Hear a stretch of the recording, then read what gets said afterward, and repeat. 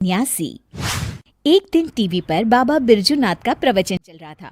सरला बड़े गौर से बाबा जी की बातें सुन रही थी। भाइयों और बहनों, हम क्या लेके आए थे और क्या लेकर जाएंगे? दुनिया तो मोह माया का जाल है। हमारे रिश्ते नाते सब झूठे हैं। इनके चक्कर से बाहर निकलकर भगवान का ध्यान लगाए, तभी हमारा जीवन सफल होगा।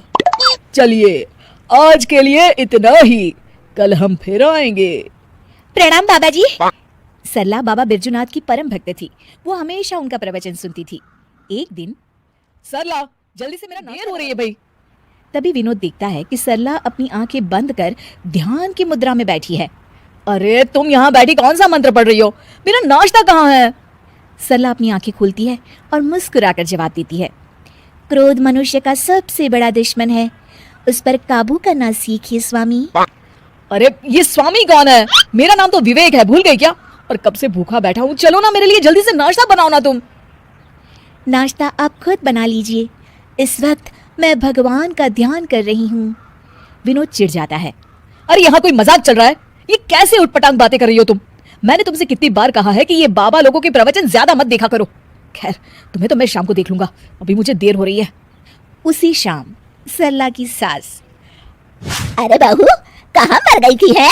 घर में इतना काम पड़ा है और तू है कि बाहर सैर सपाटा कर रही है। माँ जी, मैं तो मंदिर में कीर्तन करने गई थी।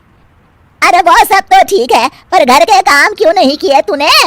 और ये किस तरह के कपड़े पहन रखे हैं तूने? नया फैशन है क्या? नहीं माँ जी, ये तो हम सन्यासियों के कपड़े हैं। आज से मैं सिर्फ भगवान की भक्ति करूंगी। अच्छा, और घर के काम कौन करेगा? घर के काम तो आप करेंगी माँ जी। अच्छा, मैं चलती हूँ, मेरा ध्यान का समय हो गया है। सरला अपने कमरे में चली जाती है। इस तरह सरला घर के काम करना बंद कर देती है और मजबूरी में सरला की सास को घर के सारे काम करने पड़ते हैं। कुछ दिनों के बाद, अरे बेटा, ऐसा कब तक चलेगा? इस बुढ़ापे में सुबह से शाम तक काम कर करके लगता है मैं तो बहुत जल्द भगवान को ही प्यारी हो जाऊंगी। तुझे अपनी माँ की जरा भी चिंता नहीं है क्या? माँ, मेरी तो समझ में नहीं आता कि सरला का क्या करूं। एक बात बोलूं बेटा, जब से बहू सन्यासी बनी है तब से कुछ ज्यादा ही पेटू हो गई है। सारा दिन खाने का ऑर्डर देती रहती है। तभी दरवाजे पर सरला की सहेली कोमल आती है। नमस्ते माँ जी, सरला घर पर है क्या? हाँ है, अपने कमरे में। थोड़ी देर के बाद सरला अपने कमरे से आवाज देती है, माँ जी 2 कप चाय ले आइएगा और साथ में कुछ नाश्ता भी। अरे जरा दम तो लेने दे महारानी। कुछ कहा क्या माँ जी? अरे कुछ नहीं बहू, आती हूँ चाय नाश्ता लेकर अभी। सरला की सास जैसे ही नाश्ता लेकर कमरे की तरफ जाती है कि दोनों के जोर जोर से हंसने की आवाज सुनाई देती है। सरला की सास वहीं रुककर दोनों की बातें सुनने लगती है।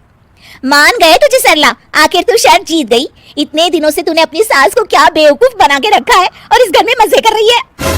अरे वो बुढ़िया आधी बेवकूफ तो पहले से थी, मैंने अब उसे पूरी बेवकूफ बना दिया। अच्छा, तो ये बात है।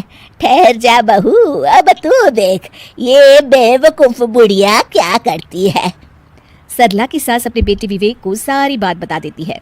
अगले दिन, क्या हुआ माँ जी, ये सूटकेस लेकर आप लोग कहाँ जा रहे हैं? और आज आप दोनों ने मेरी तरह सन्यासियों वाले कपड़े क्यों पहन रखे हैं?